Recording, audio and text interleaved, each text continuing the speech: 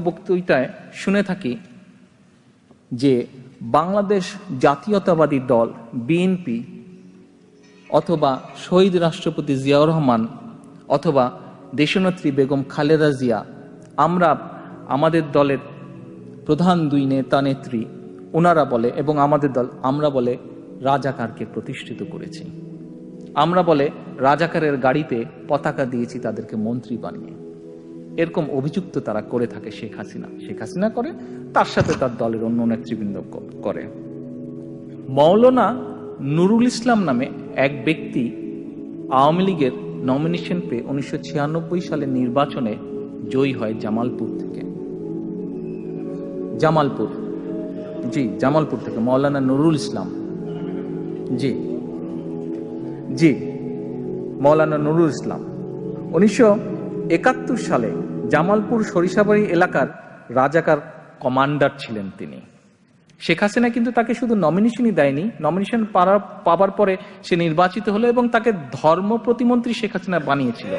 আচ্ছা আসেন, তার নেতৃত্বে রাজাকাররা ওই এলাকায় মুক্তিযুদ্ধ বিরোধী সকল কর্মকাণ্ড পরিচালনা করত। এই যে নুরুল ইসলামের নেতৃত্বে দৃশ্যপট 71 একটি বই আছে, 21 শতকের রাজনীতি ও আওয়ামী লীগ গ্রন্থ।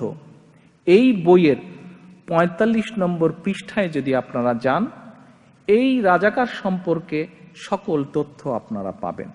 বাংলাদেশের ইতিহাসে আওয়ামী লীগই প্রথম যারা একজন তালিকাভুক্ত, শেখ মুজিবের সময় যে রাজাকারদের তালিকা করা হয়েছিল এবং যেই কজনের বিচার হয়েছিল, এই নুরুল ইসলাম হচ্ছে ওয়াজ ওয়ান অফ দেম, যার বিরুদ্ধে সত্যিকারভাবে রাজাকার আইনে সত্যিকারভাবে রাজাকার হিসাবে মানে অফিসিয়ালি যার বিরুদ্ধে এলিগেশনস আছে, কেসেস আছে এবং বিচার হয়েছিল। যতটুকু মানে 18 মাস সে বোধহয় জেলেও ছিল।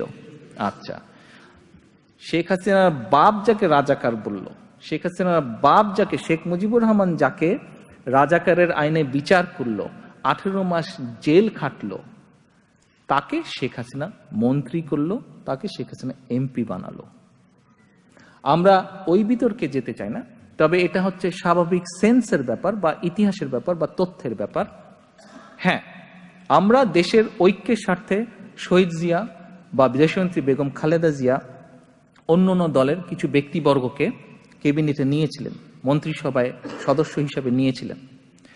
তাদের কারো বিরুদ্ধে শেখ মুজিবের সময় বা শেখ হাসিনার অন্য শাসন আমলেও তাদের কারোর বিরুদ্ধে শেখ মুজিবের সময় অফিসিয়ালি রাজাকারের আইন